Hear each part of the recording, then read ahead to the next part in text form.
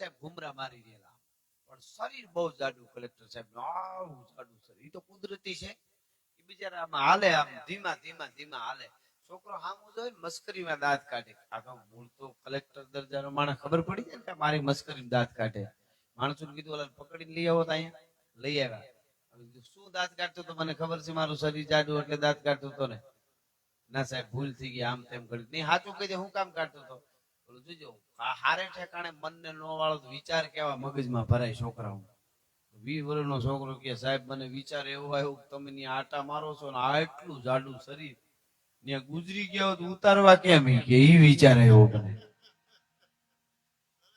બોલો હાવ ગજબ કેવાય ને. હારા વિચાર નો આવે એટલે નો જ આવે કે ઉતારવા કેમ, તો કલેક્ટર ક્યાં જેલમાં નાખો આવું બોલે કલેક્ટર વિશે. મરી ગયા હોત કેમ ઉતારવા, એનો બાપો બિચારો આવ્યો ગોતતો ગોતતો. કલેક્ટર સાહેબ સોરી, ભૂલ મારા દીકરાની જે હોય પણ એનું છોડી દો, માફ કરી દો. પણ મારા દીકરે કર્યું હું ઈ તો કયો. ઈ કે હું આટા મારતો તો મારા સમજો ને હવા મીડ્યો, માણસો મોકલ્યા લઈ આવ્યા તો ઈ કે તમે ન્યા ગુજરી ગયા કેમ ઉતારવા, આવું કેવાય? કે નો કેવાય સાહેબ. એની બુદ્ધિ વગરનો છે મારો છોકરો, નગર એને એટલી ખબર ન પડે તમારા 2 કટકા કરી ન ઉતાર લેવાય. કલેક્ટર કે આને નાખો, એને જેલમાં નાખ્યો. એનો બાપો આવ્યો બુઢો, હાથમાં લાકડી. ઈ આવ્યો ધીરો ધીરો ધીરો ડગુ ડગુ. મારો છોકરો ને એના છોકરાનો વાંક હું કલેક્ટર સાહેબ. ઈ કે સાહેબ તમે બાપા એને બુદ્ધિ નથી દીધી. દીકરાનો દીકરો કે ગુજરી ગયા ઉતારવા કેમ, તમારો દીકરો કે કટકા કરીને ઉતારી લેવાય, આવું કેવાય કલેક્ટર દરજાના માણસને? અરે સાહેબ ઈ બે માં મીઠું હોય તો આ ઉંમરે મારે ધક્કા થાય, નકર એને બેને એટલી ખબર ન પડે કે અહીંયા તાંડી મૂકી દેવાય પછી ઉતારવાની શું જરૂર છે, અહીંયા જ હળગાવી દેવાય. પછી કલેક્ટરે કીધું કોને છોડી મૂકો, આ તો કંપની ફોલ્ટ છે, આમાં કઈ ફેરફાર થાય એવું છે નહીં. એની વાત નથી. ઉતરે નગનાવત ચિત્ર મહાવત જોગજ શીશ ચડ્યો ઈ ચડ્યો, બદલાય ને બૂટ બિલોરી તણો, જેને જન્મ થતા જ જડ્યો ઈ જડ્યો. એમ જે છે ઈ છે, જ્યાં થાય ત્યાં થાય. એટલે ખારવાના ગીતોથી લઈને મારે ચારણ કન્યા તરફ થોડો જઈ રહ્યો છું, પણ મને ગીરમાં હું ધીરે ધીરે દરિયાને કાંઠે અડીને જાઉં. અમારે મેઘાણી ખૂબ લખ્યા, ભગત બાપુએ ખૂબ લખ્યા, પણ એક કડી મને ગમે. માતાઓ બહેનો પણ આ બેઠા એટલે 18 વર્ષની ખારવાની દીકરી પરણીને આવે, સાસરે આવે અને સીધા થોડાક સમયમાં ખારવા વાણ લઈને દરિયામાં વહી જાય. અને દરિયામાં ખારવો વયો જાય અને 6 મહિના થાય. આહામો જેઠ મહિનો આવે, વૈશાખ મહિનો આવે. હમણાં મારો પીવ આવી જાય, રાહ જોતી હોય, માથામાં તેલ નો નાખે. જૂનું એક ગીતની કડી કહું તમને. એમાં તેલ વેચવા વાળી બાયુ કે લઈ લ્યો કોઈ તેલ, લઈ લ્યો કોઈ તેલ. એમાં કેરી વેચવા વાળી આવી, લઈ લ્યો કેરીઓ. એટલે આને જોઈ છોકરીને દીકરીને, એટલે રાડ ફાટી ગઈ ઓલી કેરી વેચવા વાળી બાઈ કે મેં તને હમણાં જોઈ છે 8 મહિના પહેલા.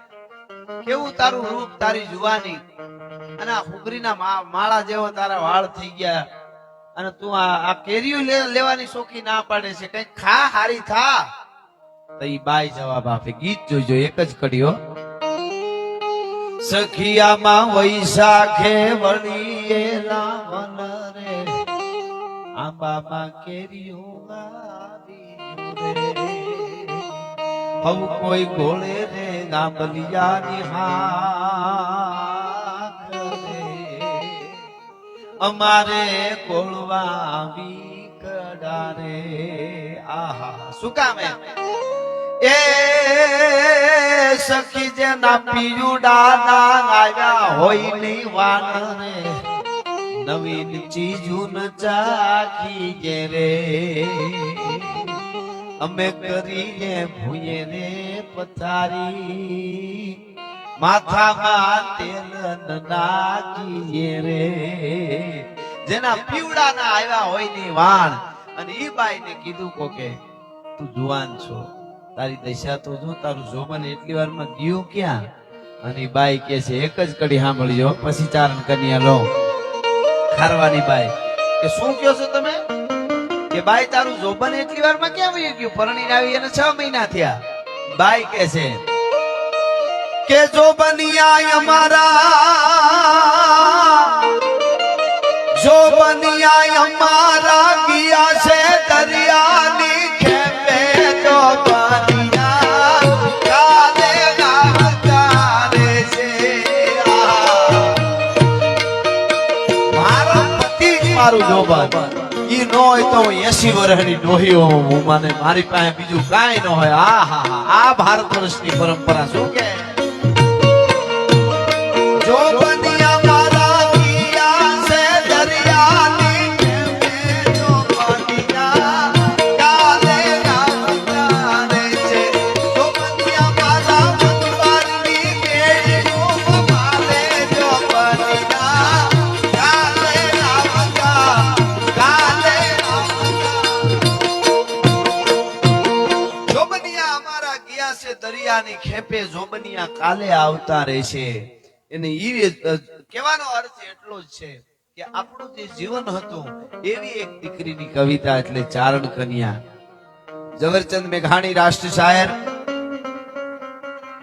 અને ભગત બાપુ કવિ કાગ ગીરમાં તુલસી શામની પાસે ખજૂરીના નેહમાં મહેમાન થયેલા આવો આવો આવો ઈ માલધારીઓ ખાટલા ઢાળ્યા ગોદડા ધ્રકલા પાથર્યા દૂધની તાહાળીઓ માલ ઢોરા આવતા હતા હાજરું ટાણું પંખીડા મોરલા ટહુકતા હતા અજબ ખંજરી જ્યાં બજે ભયાનક પડસન ગોદ પહાડ તણી જ્યાં પાડ તણા જીલે પડસંદા પ્રજા ઘડી ખમ પહાડ તણી જીવન હાટા શીર તણા જ્યાં ગાજે જંગલ ગીર તણા ભાઈ અજબ ખંજરી ઈ ગાંડી ગીરમાં મહેમાન થયેલા કવિતાઓ લખે કોઈ ચારણના છોકરા પાવા વગાડે કોઈ છંદ બોલે મેઘાણી લખે કોઈ માતાજીના હોળા બોલે એમાં દી હાથમાં થોડું થોડું અંધારું થયું ડાલામાં તો હાવજ આવ્યો બરાબર જોકમાં કરીને ગાયની વાછડીને પછાડતાની હારે અડલા જે આડા જોકમાં હોય ગીરમાં ત્યાં એક 14 વર્ષની દીકરી હાથમાં લાકડી લઈને ઊભી હતી અને ગળગળતી દોટ મૂકીને સિંહના ખોપરામાં લાકડી મારી કે કરતો હાવજ પાછો હટી ગયો ઝવેરચંદ મેઘાણીના હાથમાં દૂધની તાહાળી પીવા દીધેલી ધ્રુજવા માંડી કે 14 વર્ષની દીકરી આવડી નાનકડી દીકરી હાવજને લાકડી મારે અને મેઘાણીએ દૂધની તાહાળી હેઠી મૂકી અને કવિતા લખવાનું શરૂ કર્યું ગાંડીગીરીનો પ્રસંગ ઝવેરચંદ મેઘાણી એમ કહે છે કે મેં મારી નજરે જોયેલો લખ્યો છે શું કહે છે તોય હાવજ ગરજે વજરાવન નો રાજા ગરજે ગૈયા બદલો ફેરી ગરજે ખડપા તળિયો ધોધો ગરજે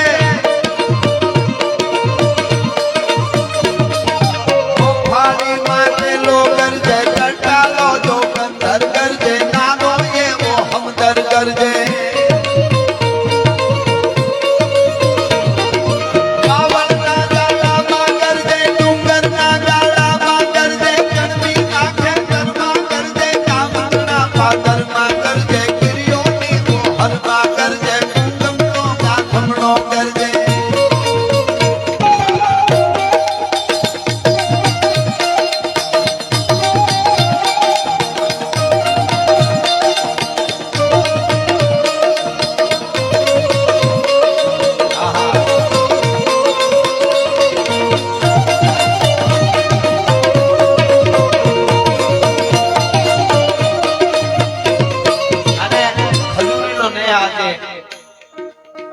ગીરમાં છે આયરના નેહડા છે ત્યાં કે એ વખતે ચારણોના નેહડા ત્યાં હતા અને મેઘાણી આ કવિતા લખે છે ઈ ચારણની દીકરી દોડી હાથમાં લાકડી લઈને ત્યારે કેવી લાગતી હતી એનું વર્ણન મેઘાણી કરે છે